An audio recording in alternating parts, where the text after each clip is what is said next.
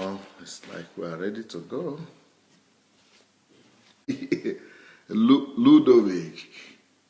Ludovic, boss, wow, Shegun, you are just, you are a different breed. Victor Gudikwe, Asanatu, Akinfe Samuel, Fumi Adewuse, Flair Karen, Obediah, Olukayode, good morning, everyone. Pastor Irene, good morning. Jake Hockey, Mashu, Bobo, good morning. Good morning to all of you. Bebe, Lemmy Gwenga, good morning. Nkiru, good morning. Wisdom, Ifeanyi, good morning. Solomon, from Perth, Australia, wow. Apostle Ezra from Kenya, Olorunfemi, Maria Martinez. Oh yeah, Maria Martinez said we should all go and share the message. Yeah, I think she's right. Let's go ahead and share the link, please. Let's go and share the link, everybody. Please, let's go share the link. FZ, Ishaya, Assumpta. Yeah, let's go and share the link, please. The earlier we do that, the better. Let's go share the link so that we could begin on time. Okay. As soon as you finish sharing, we are commencing. All right. Welcome, everyone. Nice to see all of you. Today, I'm continuing the second part of what we began last night. The message for last night was how the world system enslaves you. How the world system enslaves you. And I think we got that message yesterday, how the world system enslaves. And that's so sad, but it's reality, and we need to know it. If we don't know how the world system enslaves, then we will not be able to know how to set ourselves free as well. So thank you for sharing. Now we are ready to go for the second part of this message. The second part of this message, how the world system enslaves you, or enslaves all of us, is that, like I said, last night I stopped at saying that the world system uses, what we would call godly or noble cause to be one of the ways that it enslaves us. And one of these noble cause that, the world system uses to enslave us is family. Everybody feels like marriage. I stopped at point 15 yesterday. So the next point is that the fact that, Satan tries to use marriage and family to law us. Actually, most of the time, I'm sorry for this, but I hope you understand me. But I'm not trying to put down the institution and institution of marriage. I am just trying to be frank and to be candid with all of us. But too many of us are getting married whereby we don't have any business going to marry. And, the statistics show this. The statistics prove this. Because many people, can you imagine that 8 out of 10 marriages in most countries are breaking down? 8 out of 10 marriages. Why is that happening? Is it because, God wanted that to happen? No. It's because many people are marrying that have no business marrying. Many people are getting married who have no business marrying. And but because of the pressure to marry and because of the demands of the society, and that's the way, and some people, even our family, they don't even know sometimes that they are walking and they are playing right into the hand of the world system by forcing us and by, making us feel that we must marry. And that, you must go and marry. You are 20 years old, you are 30 years old, you are 40 years old. So go marry. As if marriage is the purpose of creation. As if marriage is the very reason why we are sent to the world. But I'm sorry to say, marriage is not the sole reason why we are sent to this world. Actually, it's not even one of the reasons. It could be one of the reasons, but it's not the first or second reason why we are sent to this world. We are sent to this world, first of all, to fulfill the plan and purpose of God for the life of each and every person. God has given into every human being so much talent, so much gift, so much capacity and abilities, so much endowment from God. Even God has put himself and his own nature in every human being. So much has been invested into you that marriage or no marriage or no will never cancel that. Either you are, even if you are never married or you are never going to have children, that will still never reduce you in God's eyes. It doesn't reduce your worth. It doesn't reduce your quality before God. It doesn't reduce your glory before God. God has already crowned you with glory and honor. So that glory and honor is enough for you to glorify him on earth. It's enough for you to please him on earth and to glorify him and to do his will and accomplish his purpose on earth, even without you marrying. So, but the way it has been set up in the world today, as if marriage is the whole purpose of human existence. So some people are even married who are living in unhappy marriages and on very terrible situations and circumstances in their marriage, but they think they have to be there. They have to remain there because it's a status thing. They think it's the purpose of man, and that is very wrong. Everybody, God has created everybody for a purpose. In the book of Jeremiah, the Bible says that before you were born, that God had known you, and while you were still in your mother's womb, he has already appointed you, selected you, anointed you to be a prophet to the nations. That is, he has already ordained you to become something. So he has already ordained your calling. He has already ordained your purpose. He has already ordained your predestination before you are even born. So God has predestined you to be something great, someone great, and to do something marvelous. So that was even before you could identify the fact that you are a girl or you are a woman or you are even capable of giving birth or getting married. That is even before you are even thought of that you are a man, that you are a human being. Even before your parents got to know that either you are a man or a girl or a boy. So God, creates everybody for a particular and a particular purpose, and sent you here to fulfill that purpose. Marriage is just subsidiary to that. Marriage and children, that is all subsidiary. If marriage were the purpose that God creates us for, or for to have children is what God created for us, can you imagine? Then we are not better than animals. We are not better than our pets. We are not better than cats. We are not better than dogs. We are not better than pigs. Why? Because they have more children than us. They can even beat us into that in that competition. If it is about how many children anybody could have, or anybody can just, because that is a biological process. Anybody can sleep with anybody and have children, even without marriage. But anybody can, even people could be raped and still have children, even without marriage, even without love. So it's a biological thing.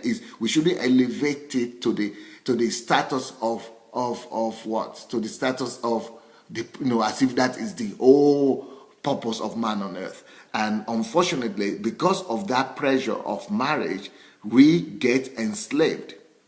We get enslaved by Satan, and Satan uses the world system to enslave us. So because you want to marry, the pressure to marry makes you to do crazy stuff. The pressure to have children pushes you to begin to look for means to survive. And when you are looking for means to survive, it means you need more. If you want to marry, you need money. And if you need to marry, you must get a house. If you need to marry, you need a car. So all kind of pressure come on your life before just because of one question, marriage. And that is might not actually be what God is thinking about concerning you. God is thinking about you discovering your purpose, first of all. God is thinking about you, discovering your calling. God is thinking about you discovering who you are. But because we are more afraid of people's opinion, we are more afraid of public opinion than we are afraid of God.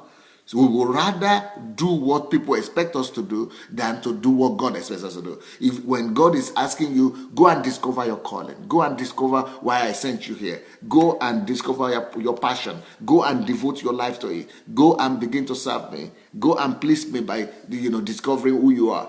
But we are at the same time, instead of listening to God, we are listening to the world. We are listening to our families. We are listening to all the relatives. We are listening to all the society. We are listening and looking at the age of our age, of the age of our neighbors and our friends, and we're coming under the pressure that no, I must do this. So we totally neglect God. We totally neglect God's priority, and we just focus on trying to please everybody else around us, and that is so sad. So, but I'm not saying that marriage is bad. I'm just saying when we come under pressure to marry, we make a lot of mistakes, and that drives us to the topic is how the world system enslaves us. So one of the greatest instruments that the world system uses to enslave us is that desire to marry, is the need and the pressure to marry. So that is one of the greatest instruments in the hand of Satan, because you need to marry, you go to work and you sell yourself into the world system. You sell yourself into the slavery or to the world, because you need to sustain your home and your family.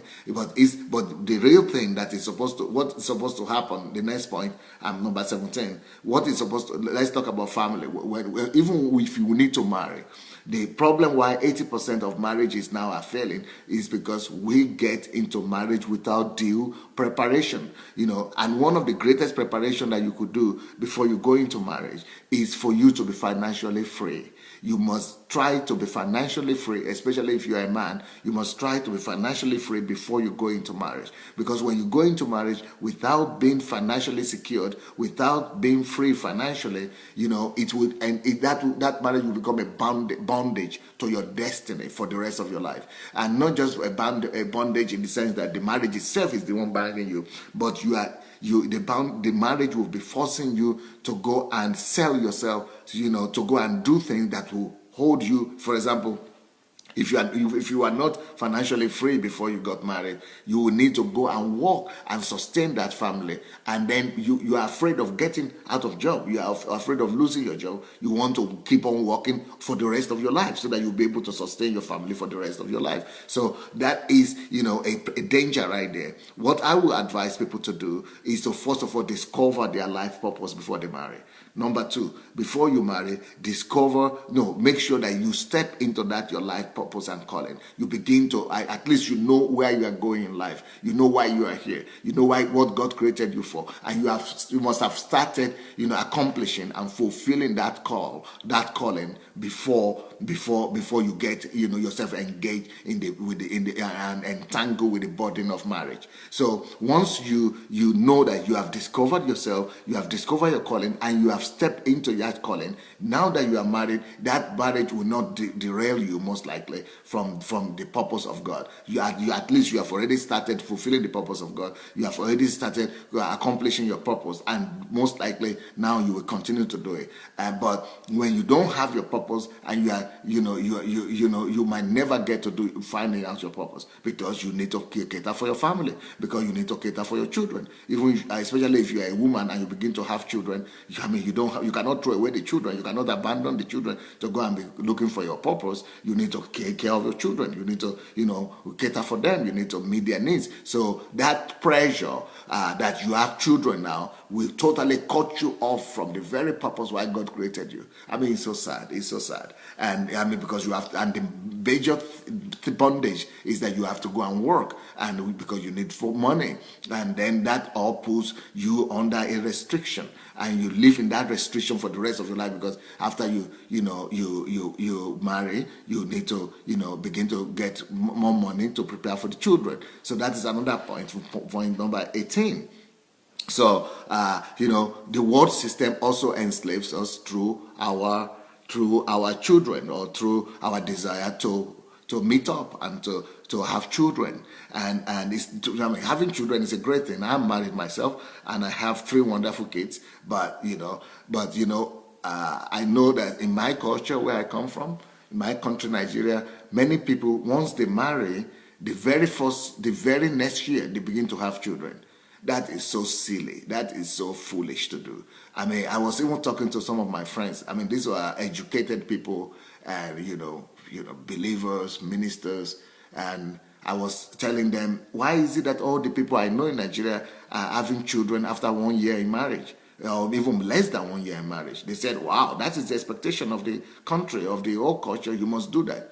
I said, that is so stupid. You don't do that. Don't a whole country having children the very first year, unless they're having issues. And they were telling me, these are educated people, they were even telling me, oh, you must have children the first year, because if you don't, everybody will think that you are having issues, and nobody wants to carry the stigma of having issues or having problem, or people to suspect you that you are having issues, or they don't want relatives to come and be asking questions why you don't have children. But how could you ever do that? I mean, in my own opinion, even if you are married, make sure that before you begin to have children, you take out the 3 years. I think at least 2 to 3 years. In my case, we began to have children only in the 4th year of our marriage, and not because we had issues, but because we needed to wait. First, I think that anybody that is marrying and is beginning to have children immediately is not wise. It's not acting out of wisdom. Because first of all, any amount of money that you have when you just married and you are just two of you, husband and wife, it might not be enough unless you are totally financially free, of course. But if not, you might need to make a totally different level of financial planning for children to come. So for you to do that, you need time to prepare, to gather finances, to make yourself more secure before you begin to have children. Because once you begin to have children, that means that your wife will not be able to work anymore. That means that you have to be catering for not just the two of you now. You have to be catering for the third baby, the baby, the third person in your family.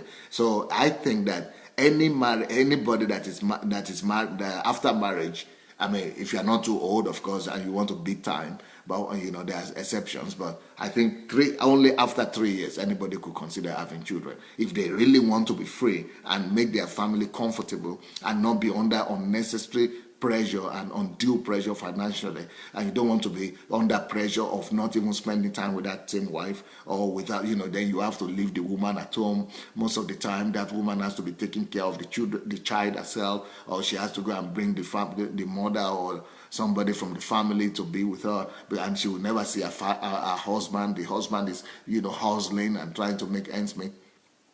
It's a crazy life. And my ideal way of doing it is that, and that's the way I did it with my wife. We planned everything. After we married, we waited for 4 years. Our son was born only in the 4th year of our marriage. And then, but during that time, I was able to, we were able to get a bigger house. Because when we just married with my wife, two of us were living together for about 4 years in a 2-bedroom apartment. So when we know now that after 4 years we are going to have children, so we were able to move to a 4-bedroom apartment. So that is enough. That is making us more comfortable to deliver us from any additional pressure. Then also I made sure that by this time we already started we have a car that will be able to take care of the family.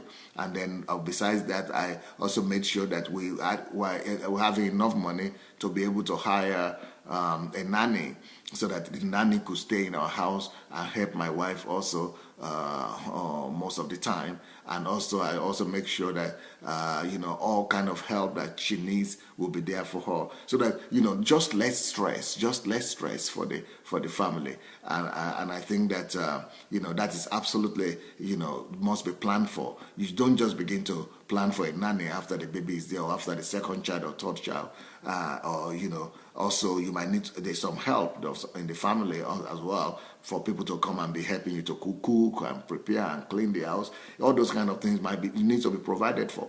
And if you don't want to run crazy after you started having children, then you begin to abandon that child and you begin to disappear to work, and you want to plan these things ahead of time. You want to make sure that you make provision for that. So anyway, what I'm trying to say is that one of the other ways that Satan tries to that Satan uses to enslave us is through children. And some people don't even stop at one child. When they don't have money, they begin to have 2nd child, 3rd child, 5th child, 7th. That is just People are just not using their brain. That is so sad.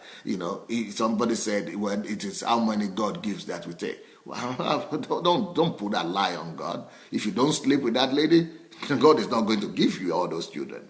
You have to just discipline yourself and do some, planning, control stuff. Those children will grow up and they begin to curse you and begin to wonder, why did you send us to the world if you couldn't cater for us? Why did you even make us when you couldn't, provide for us? They will begin to curse you and hate you. And you don't want that. That is one of the ways that Satan uses the system of this world, the pressure, just that sheer pressure of people asking you to do this. Why are you not having children? How many children? All those pressure, they make us slaves to the system of this world. Don't blame God. Don't blame God. We have to blame ourselves and our lack of, our failure to use our brain. We have to blame ourselves. That's just the only person to blame at the end of the day. So what I'm trying to say is that the world system enslaves us, even through legitimate stuff, even through good things like family, like children, and things like that. So and it is all connected to money, because we want to go and make money. We have to sell out, because we want to have a family. We want to have children. We have to sell ourselves into slavery to go and make more money, into slavery of work, into slavery of salary, into slavery of just getting survival, trying to survive.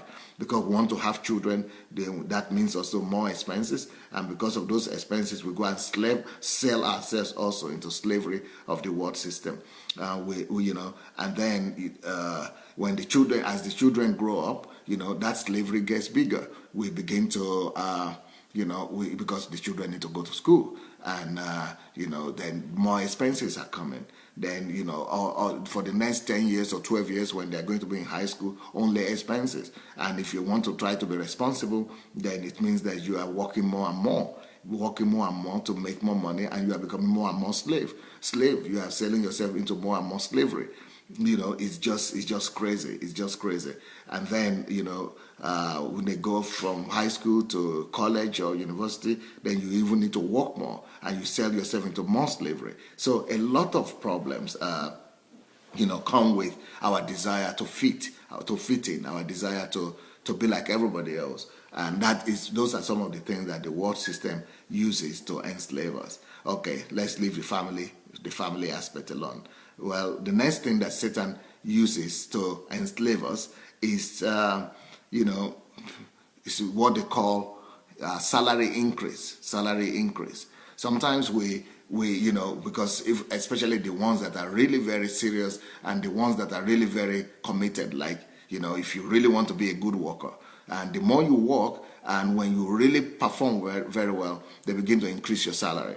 And it's a good thing when they increase your salary, isn't it? It's a good thing that they are increasing your salary. But once they increase your salary, another vicious circle of slavery begins. Once they increase your salary, you begin to feel that you are a big man, and you begin to feel that, okay, now that I used to make $1,000, so I could live in a small 2-bedroom apartment or 1-bedroom apartment. But now that I'm making $10,000, well, it's no more cool for me to be living in this area of the city anymore. This area of the city is for poor people. It's no more ranking. It's no more my ranking. It's no more in my status to live in this area of the city. So that status thing also pushes you. So you go from your 1-bedroom apartment, you go and rent a 3-bedroom apartment, or you try to go and get a house because you are making $10,000 a month now. So, but you forgot that you are the same person who was living in that same side of the city, and you didn't die. You are okay, but that pressure that I'm making more money is an internal pride thing, that since I'm making more money now, I can afford it. So with use that term, I can afford it. I can afford to go and get a better rich, part of the city. Then you go ahead and say, now that's apartment. I cannot live in a 1-bedroom apartment anymore. As if it's like you are making more money, really. As if you are supposed to be able to afford more things, but you can't, because that is the way the world system is. It's deception. Even that salary increase is deception. That salary increase is to make you and drive you into more slavery, is to enslave you even the more. So you have more salary now, but then you are tempted to change your apartment, you are tempted to change your car, you are tempted to begin to live in another side of the city than you were living before. And once you change your car from, a small car from 1 car to 2 cars or 3 cars, from a small car to big cars, it means you are buying more fuel. It means you are doing more repairs. So more money is going to that. Once you change your apartment from 2-bedroom or 1-bedroom apartment to a whole house, or 5-bedroom house, or 3-bedroom apartment, or 4-bedroom apartment, it means that you are paying more. So let's say you used to pay $200 for an apartment a month before, now you are paying $2,000 a month. Even though you are making $10,000, now you already don't have money again. So just like you didn't used to have enough money when you are making $1,000, the same way also you are no more having enough money even though you are making $10,000. So it doesn't really matter how much you make. The system of this world is made in such a way that even when they increase your pay, even when they pay you more, they are setting you up. You are setting you up for more captivity. You are setting you up for more slavery. So you are actually going to be spending more. So it doesn't matter how much they pay you. It doesn't matter how big it is. You are pushing yourself. The pressure of the world system is pushing you to give that money out, to spend more money. So you are spending more money on the house, spending more money on the car. You are spending more money on your lifestyle. You now want to begin to go on vacation that you couldn't afford before. You now begin to buy things that you couldn't buy before, and by the time you know it, that $10,000 a month is no more enough. So what am I saying? The world system enslaves you even the more, and by deceiving you, and you think you are in your mental. It's a mental game. In your mind, you are thinking you are a big man. In your mind, you are thinking, I'm making 10,000 now, 10,000 a month, and so I must live up to that status. I must live up to that, up to that place.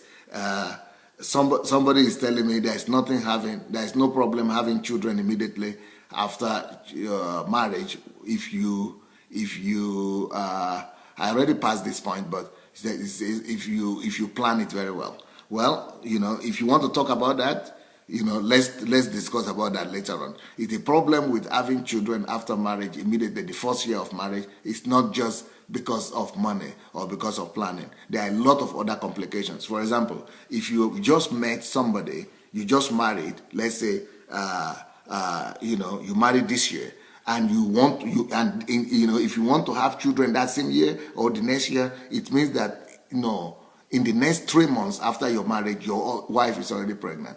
For your wife to be pregnant 3 months into marriage means you never have time to get to know each other. You never have time to get to really know her and spend time to know each other, your likes and dislikes, and to really get acquainted and get familiarized. And that is a problem, because once a woman gets pregnant, she's already no more herself.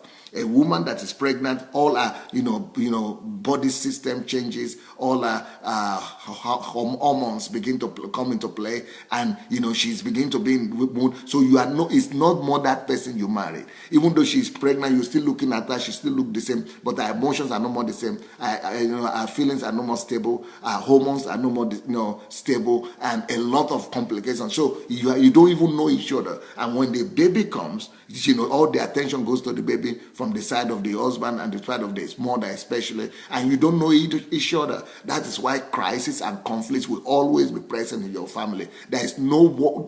I'm an experienced dude. I'm a very experienced person. I'm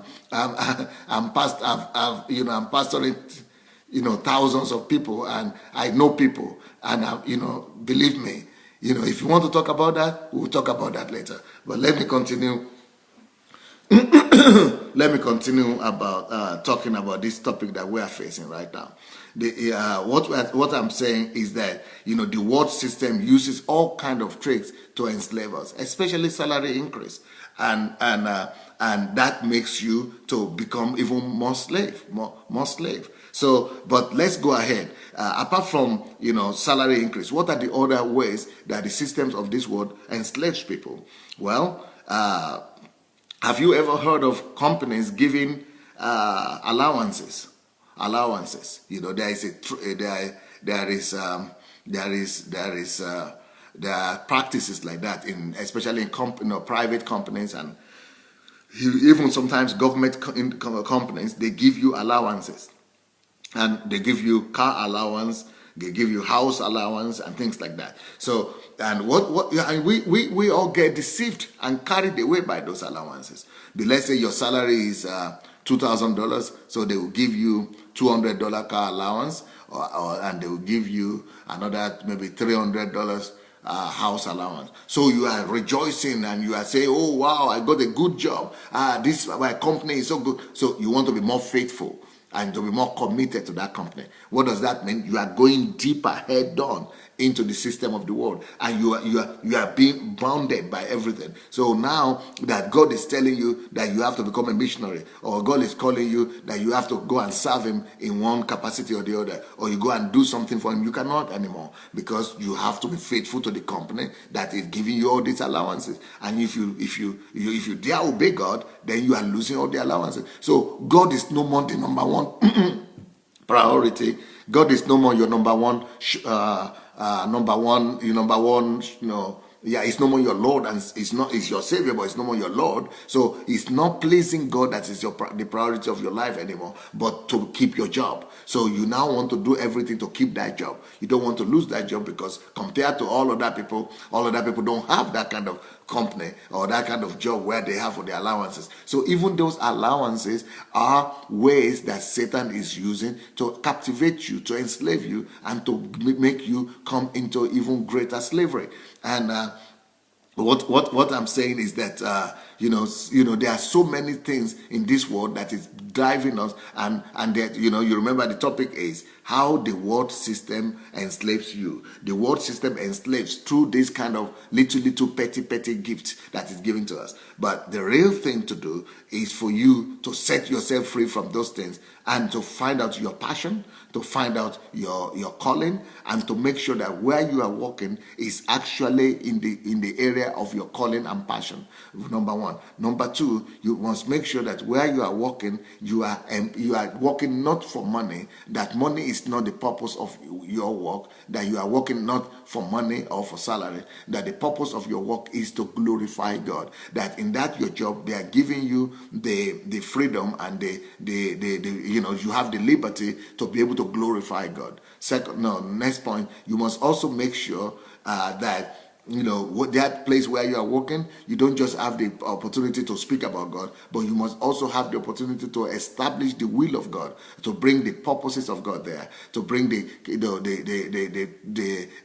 principles and the values of the kingdom of God, and establish it there. Why? Because work is ordained for the glory of God. Work is ordained to expand and establish the will of God on the earth. So if your work is not allowing you to do that, you know that maybe you are only there temporarily, or you are only there to learn some things, or you are only there to make your first money until you are able to now go ahead and do what you need to do for God who created you. We are created by God for His purposes. He created us and sent us to this world for us to establish His will and His kingdom. He wants us to seek the kingdom of God first and His righteousness. He wants us to be instrument of His righteousness. He wants us to be instrument of His kingdom, to be His kingdom carriers, and His God imposers, to impose God and the kingdom of God upon the whole sphere of the earth. But we cannot do that because we are bound by the world system, because we are captivated by the world, because we are working for the world system, and we are afraid of doing that, because if you try to please God or mention God at your workplace, they will sack you, they will fire you, you will lose your job, you will not be able to cater for your family and everything. So the idea is that even if you are working in a place right now temporarily as in the world system, make sure that you learn the laws of money, so that you convert the money. Like, for example, somebody was telling me yesterday that he's working at a very good place where he's getting a very good salary, but he knows in his heart that he's not doing the will of God for his life, and he's only working there even though the salary is very lucrative and it's very high, but he's only working there because he needs to cater for his family. He needs money to survive, even though the salary is very good, but he's not full. He knows he's not fulfilled. He knows he's not doing what God has created him to do. So that's a problem. So I told him, make sure that that's good salary that you are having, make sure you learn the laws of money and immediately begin to use principles of money by saving the money. Make sure you save as much as possible money, number one. Number two, don't just save the money and put it at home. Make sure that the money you have saved, you are sending it for investment. That's number three. Number four, make sure that the investment you are doing, you duplify it and put them in different portfolios. And then next point, make sure that you have enough money coming in for you, more than what you are making in that work. And while you are still in that work, before you resign from that work, make sure that the new money salary you are getting, you are adding it to your investment to upgrade your investment more and more. So once you now know that you have enough streams of income and you have enough money working for you, you are not the one working for money, then you can set yourself free. You'll be going now to work for what God. He said he likes to teach. So I said, okay, you can now go and begin to teach and begin to do what God wants you to do. So now you know that you are, even though you are still monitoring your business, you are still controlling it, but you are now the owner of your life. God is now the owner of your life. You are now you only depend on God now and on yourself. You are no more depending on that you are no more depending on your job. You are no more depending on your salary. You are no more afraid that somebody will fire you tomorrow. You are no more afraid of speaking the will of God, of confirming, or carrying the kingdom of God, or bringing His righteousness. You now belong to yourself. You belong to God. So God could truly be the Lord of your life, not just your Savior. So some of you right now are working. Maybe you don't need to be in a hurry to quit your job, but be using the money right now to, maybe you need to cut your expenses in some things, and you begin to use that time you have, the little time you still have to work in that place and make that money, to begin to redirect the money and use the money for the purpose of setting yourself free from the world system. But if you have a burden, like you already have 3 or 5 children and you already have a high taste, you already live in expensive house or in a broad area of the city, and then you are in trouble. Even though you understand everything I'm saying right now, but it will be very difficult for you to move from your 5 bedroom bungalow house, or to move from your duplex or from your big house to go back into 2 apartment house. Some people will not be able to do that anymore because you are bound, hands and feet. You have sold yourself already to the deception of this life. So you cannot, reduce your way of life anymore. You don't want to reduce your way of life. You don't want to, reduce your standard of life. And so it will be difficult for you to ever set yourself free. And if you don't set yourself free, you might never be able to please God and to do what God sent you here to do in the first place. So that's a very painful process. And another way you could set yourself free is to make sure that your passion, your calling, and your salary are in the same place. Then of course you are happy for it, and that's a good one for you. But when you are working and depending on salary, when you are working and depending on some boss or some people paying you, even if it is church, sometimes church also could be the world system. Churches also have been built in such a way that the churches are no more geared to releasing you to do your will, to do the will of God for your life.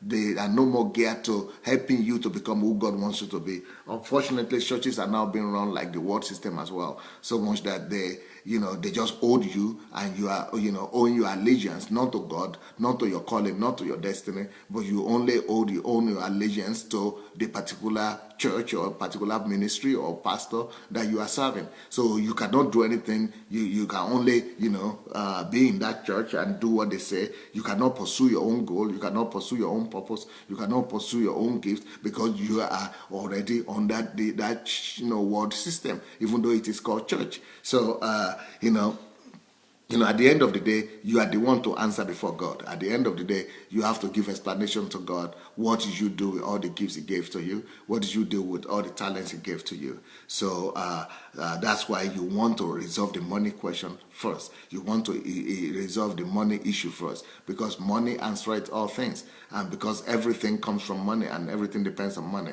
So if you don't right now set yourself free from dependence on money, you will always be enslaved forever, and you will be able. You will not be. When you meet God, you'll be in a lot of shame, and you will not be bold enough to stand before God, because you have just wasted 70 years or 50 years or 60 years of your life on earth without even starting, without even beginning to do what God created you for in the first place. So so it's a sad thing. It's a sad thing.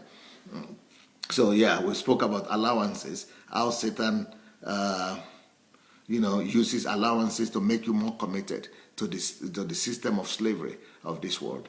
The next thing that Satan uses to enslave us is that we look at the rich and the successful people, and we have ego problem. All of us have ego problem. The Bible calls the pride of life. The pride of life. So sometimes we want to let everybody. We want to live in deception. We want to create an impression that we are successful. We want to create an impression that we are big men, and that is so bad. One day I was doing a review here with one of my mentees, Pastor Joshua. And he said that, it is called packaging. That so you are buying clothes that you cannot afford. You are dressing the way, even Pastor Sunday will not dress. You are dressing and you are wearing what, even your parents cannot afford, and you're there, although you don't work. And then you are saying it's packaging. So, of course, I know that you have to dress the way you want to be addressed, but not to the extent of, creating a false image about yourself. So some of us are creating false impression, false image, and we are building false reputation and false image about ourselves. So that deception to live the false life, the false image life, that deception to want to deceive everybody and let people know, or let people think that you are a big man, or you are from a rich family, or that you are doing well, or that your family is really doing well, or that you have money, or you are making a lot of money. That files of wanting to live big is another deception that that Satan is using to captivate us, to enslave us, and put us under this world system. So if you really want to really be free from the world system, please, just be humble. Humble yourself, put yourself down, and let your heart be broken before God for real. Repent before God for living an empty life, and living a life of deception, trying to make false impression to people that you are who you really are not. And if you can do that, if you could just humble yourself and say, God, I just want to live by my means. I want to live by, according to my strength. I don't want to create any impression that I'm rich, that I'm coming from successful, that I'm successful, because that would drive you into wanting to, prove it. You want to keep on proving. And once you have created that impression that is your level, that's your standard, you want to maintain it. So you are forced to regularly, try to perform. And many people, unfortunately, they go to debt. They go and borrow to live, to be able to maintain that lifestyle. Many people go and do crazy stuff. They go. I've even seen people in this country where I live. I saw some young girls in my church. They are in their 20s. They are friends. They live in the same house. So you know what they do? They go and borrow each other's clothes and wear. I said, what? So they go to party. So this one will wear that clothes next week. That one will wear this other person clothes. Anybody that has any clothes, they begin to borrow it from just to create an impression. Just to create an impression. So they are changing clothes that this other girl has, gives to this one. Why should you do that? Why are you not satisfied with your own life, with what you have? just because people want to live in deception. We're deceiving everybody else. And we think that whatever impression we create really makes us who we want to be. But that doesn't change you. You still remain who you are. So that kind of pressure to want to perform, to want to impress, also is a satanic method, and that the world system uses to enslave people. It uses to enslave people. Now, next point. I think I'm in point 25 now. One of the other things that the world system uses to enslave us is that the world makes you, emphasizes and pushes us and puts pressure on us to buy liabilities instead of buying assets. And most people, I never knew the difference about liabilities and assets till I was maybe 38 or so, maybe close to 40, before I even got to know that there's a difference between assets and liabilities. I knew the word, but I didn't really know what they meant. And I didn't know that when I realized this, I went to do an inventory of everything that I had. I didn't know that everything that I had were only liabilities.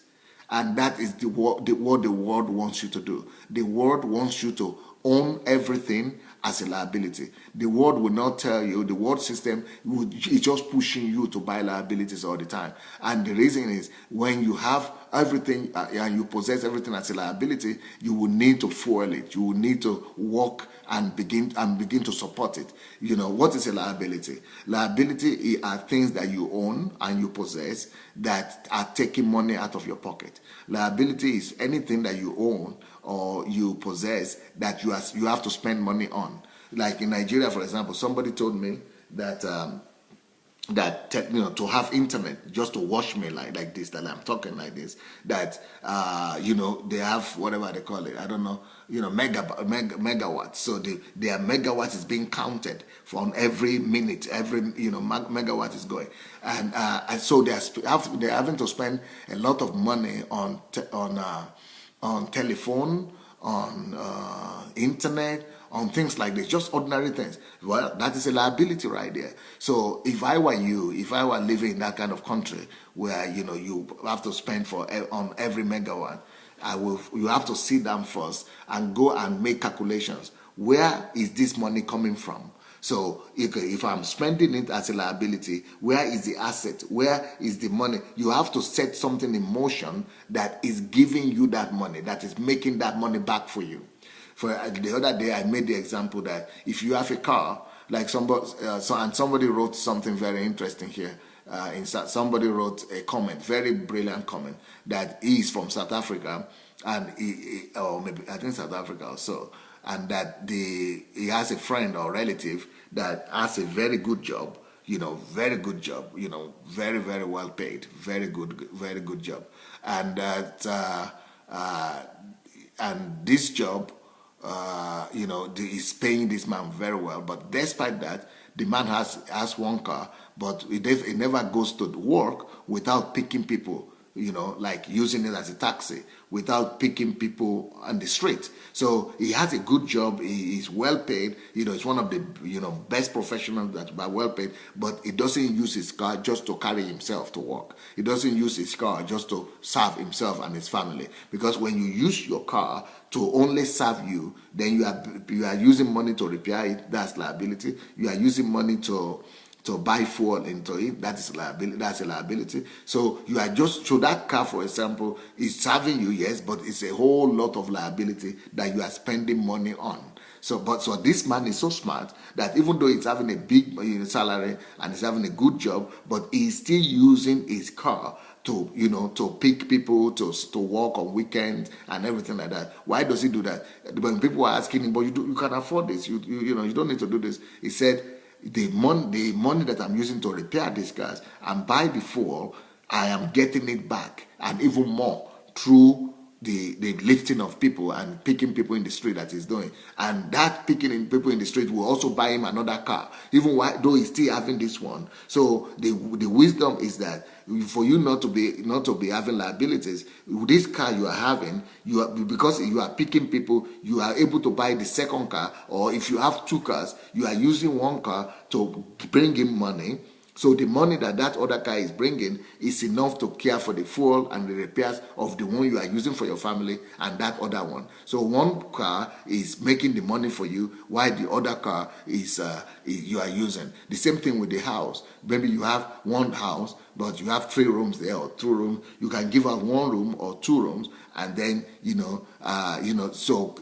make sure that the money that is coming out from that room is catering for the expenses that you are using where you are living. So that means that in the real sense, you are converting your liability to asset. So a lot of people are saying rich dad, poor dad. Yes, he explains that very well. He explains that very well, and it's true. But unfortunately, most people don't know that. Even though you might know it, but you don't live by it. A lot of people might know that there is, this concept of, liability and asset. But unfortunately, many people don't even know how to change. They don't have the power, the mental power, or the know-how to be able to discipline themselves and convert their assets to liability. So what I'm trying to say is that the world system, apart from what about Robert Kiyosaki and a few others, only a few people talk about this. But the world system doesn't want you to know this. The world system wants you to only be buying liabilities. Why? Because when you are buying liabilities, then you can work more. You can work more to be able to be feeding that liability. You are working more and more to feed on the liabilities. And then, but if you have assets, because there are some people who don't care for liabilities. If you already have money working for you on a bigger scale, and money investment is coming in, and interest are coming in, then you don't care how many cash you have. You don't care how many houses you have. You have enough money already working for you, and covering all those expenses. But for most of us, we are already poor, or we are not rich anyway, and so. As a result, we are getting poorer, or we are having more debt, we are having more loans and more responsibility, more liabilities to carry, because we don't live like people, like the rich people. The real rich people, they don't spend their money on liabilities. They spend money on their assets, and the money that they now spend on what we call liabilities is just a fraction of the assets that they have. It's just like maybe 1 or 10% of all the money that they are coming in. So we are using our last money to buy car, house, and things like that, but they are using just 1 or 2 or 3% of their money to buy houses. So even though they are using big cars like Lamborghini or Mercedes-Benz or limousine, those limousine and everything, they only cost 1% or 2% or 10% of their income, of their assets. But we are using our last penny, our last money. We even borrow on top to buy liabilities, and then we use all our life to pay the debt. So that is the problem of this world, and that's the way the world system works, to enslave you and make you buy liabilities instead of assets. And they never even teach you how to convert from liability to asset. So number 26, I guess, the next point, the way Satan and the world system enslaves us is that they only teach us consumer mentality, but they don't teach us investment mentality. They teach us consumer mentality, but they don't teach us investment mentality. The only thing that could really make you rich big time is for you to master investment mentality, and I'm going to talk about that this week. So 2 times a day, morning and evening, I will be talking to you on how to get free financially. And one of the things I'll be talking about will be investment mentality, because only investment make people rich in the real sense. Number 27, the world system drives us and entices us to instant gratification. We want to have everything now. We want to have everything now. We want to taste everything. We want to have a taste of everything. The good life. I want to go to Disneyland. I want to go to, to Florida. I want to go to Los Angeles. I want to go to Las Vegas. I want to go on holiday. I want to take my family. Even though you are using your last money. That is so silly. That is so silly. I'm so sorry. That is not so smart. That is not so smart, And you must make sure that you are using the money that you have already gained, and that is you have something working for you to replenish and to replace all those money you are spending. But the way the world system is that they throw these things before you in your face, so that you desire instant gratification. You want to gratify your needs right now. You want to meet your needs right now. You want to taste it. You want to feel good. So that feel good mentality is giving us instant gratification. But what we really needed is financial discipline. They don't teach us financial discipline, but instead they give us instant gratification. But you need to replace instant gratification with financial discipline, and you need to replace consumer mentality with investment mentality. Next, number 28. Next point that that the world uses to captivate us and make us into slave is that because of this lifestyle, we are not taught. The world doesn't tell us that money is a good slave, but is a bad master. Money is a bad master. But we are taught as if money is just money. It's neutral. No, money is supposed to be a slave, our slave. We are supposed to be ruling over money, having dominion over money, to have lordship over money, but we are not being taught that. We are not being taught how to have dominion over money, lordship over money, rulership over money. We are just being taught that money is money, money is okay. But in the real sense, what it means that we are being taught that we serve money. That money is what decides our lifestyle. Money is what decides what we have and we don't have. Money is our Lord. But they don't say it that way. But if you are working for money, you are being motivated, and the reason why you are going to work is money, to make money, and it's money that decides where you live and what you do. Everything in your life is decided by money. It means money is your Lord. If you cannot buy that because of money, or you cannot afford that because of money, or because of money, I have to do this, or I need money, you are all thinking about money. Most 98% of the world, they are all thinking about money from morning to night, and that means they are slaves to money. Money is a good slave, but a bad master. Don't let it be your master. Keep money your slave. Okay, number 29. Our pride,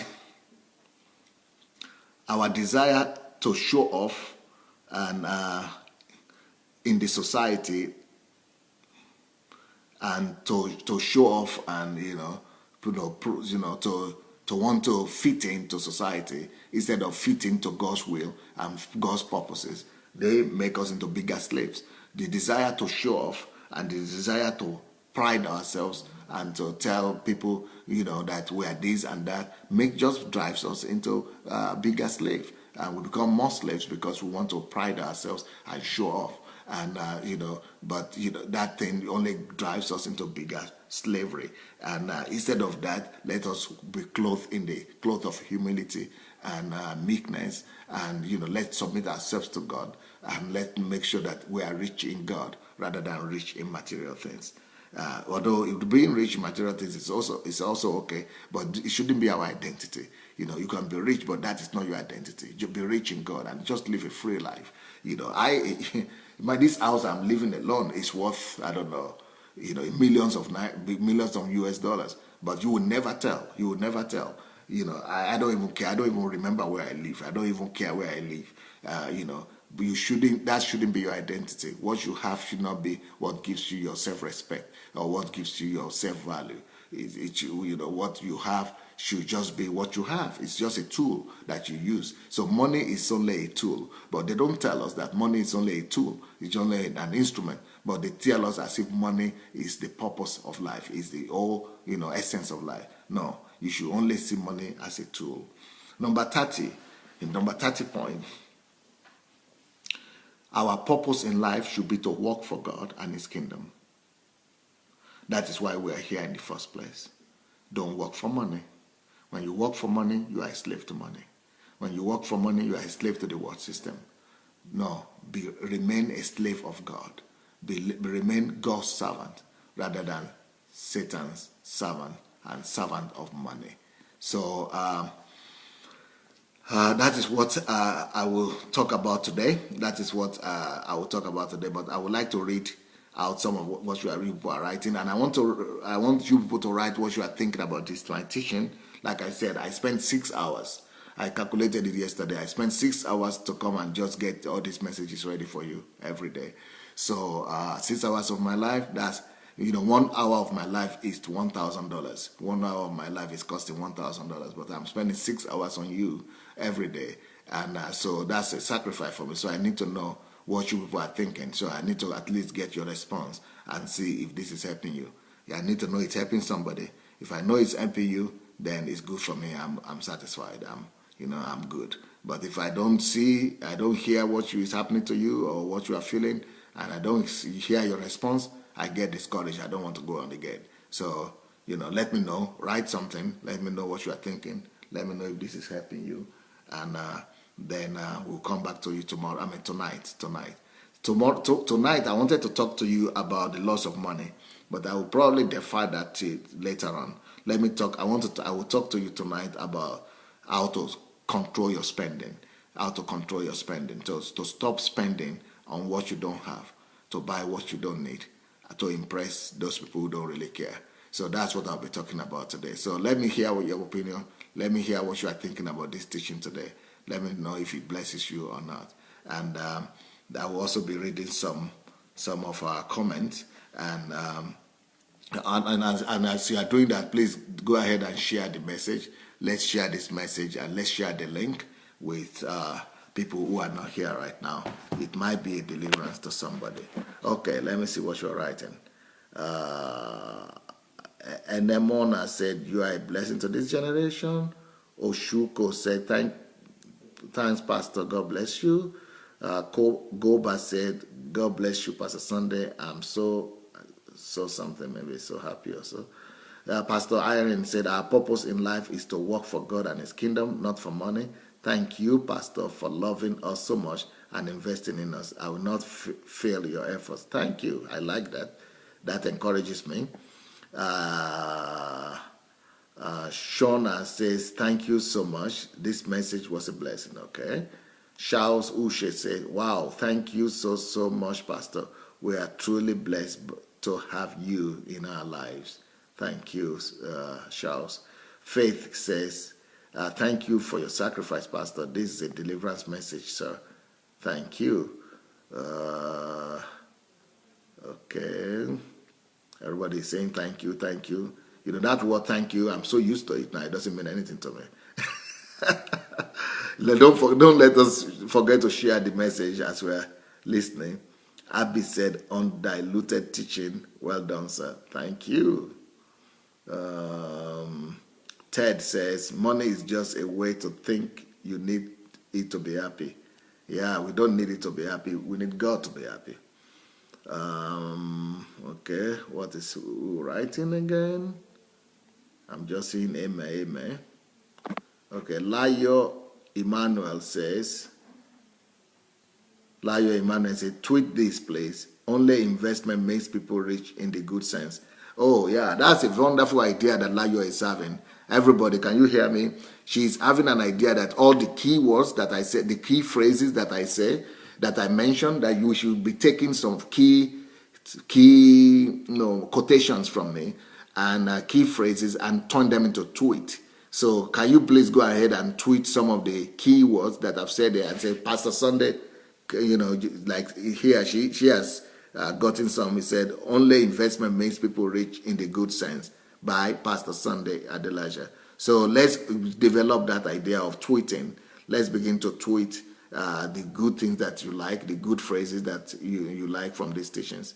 Rita Ukoli says, morning, Pastor, this is true. We Western Africans like living in deception and find ourselves in liability instead of acquiring proper assets. Leslie says, this message is an eye-opener. Watch out for the next kingdom millionaire. Ooh! Now, that gets me excited, Leslie. That gets me excited now. This is the kind of thing I want to hear. So when I know that you want to go and perform and do what I'm teaching and practice what I'm teaching, you get me shouting right there. That, just saying thank you, Pastor, that doesn't tell me anything. But look what she said. This message is an eye-opener for me. I should look out for the next Kingdom Millionaire. That makes you excited now. But that means that, Lacey, you must be there all the time. You must not miss any session this week, because that will really help you to become that millionaire. And it's not a big deal to become. I believe that every Christian could become a millionaire. Every Christian can become a millionaire. No problem at all. Busayo is saying, can't just imagine all this great wisdom for free. Yeah, you see, Busayo, you are right. This is Busayo Isaac. You are very right. This is all for free, and that's why I want to hear your opinion. I want to hear if it's blessing you or not, and what you think about what you are hearing. Yeah, Leslie also says, my mind is being illuminated. This is Rema. Thank you, Pastor. Faith says, they also claim those liability as tax, right? Okay, that's about that. Okay, who is there again? Oluwa Toyin says, Dad, this is awesome. I call him my daddy. Okay, it means you have been blessed, I suppose. He is such a man with phenomenal wisdom. God bless you, Coach. Thank you. Abiodun says, it's true. Spending money on what increases you, not what you think gives you pleasure but drains you. Like my bike.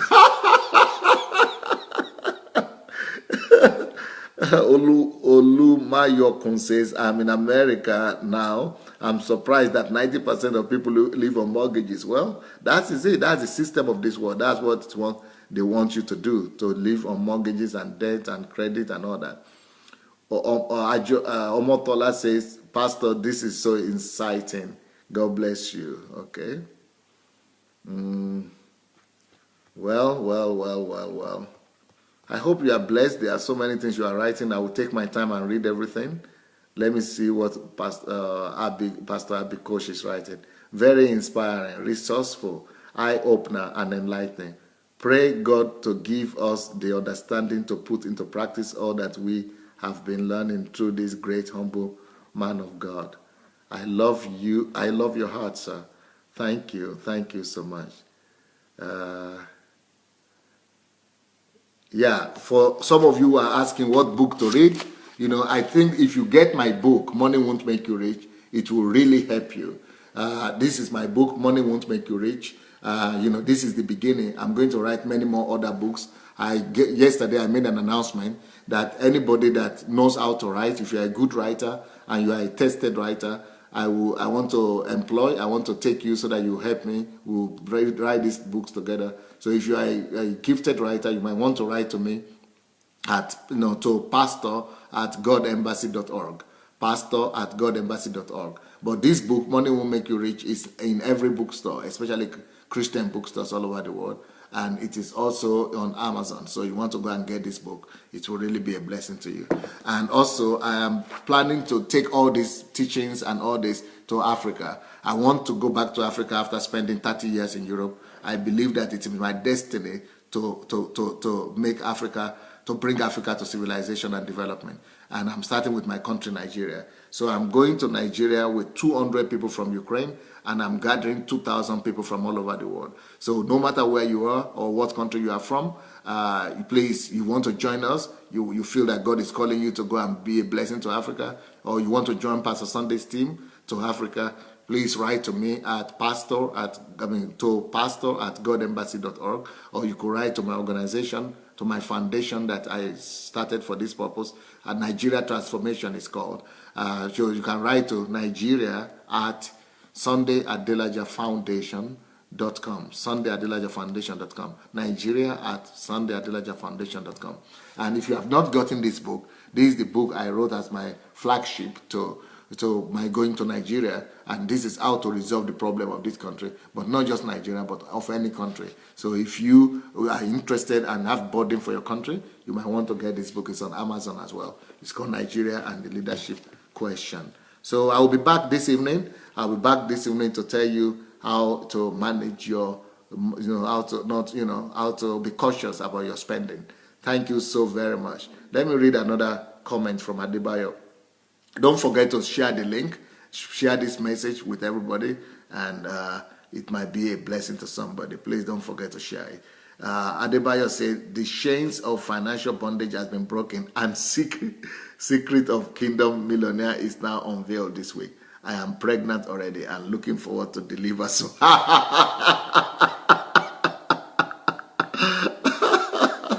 That is so nice. That is so nice. Well, you see, you bring smile to my face when you even laughter to my mouth when I see that you are taking a decision about what I'm teaching you. I don't just want you to listen and go away and do nothing. When I see that people want to do something with it, I get happy. Cecile say, I will be the next millionaire in Jesus' name. Amen. And I will come to Nigeria to give my testimony. Why not? And if anybody that wants to be a millionaire, that's no problem. I know how to make millionaires. I made 200 millionaires in 3 years. So any one of you that want to be a millionaire, there's no problem about that. But you must know the laws first, okay? So God bless you guys. See you tonight. Bye.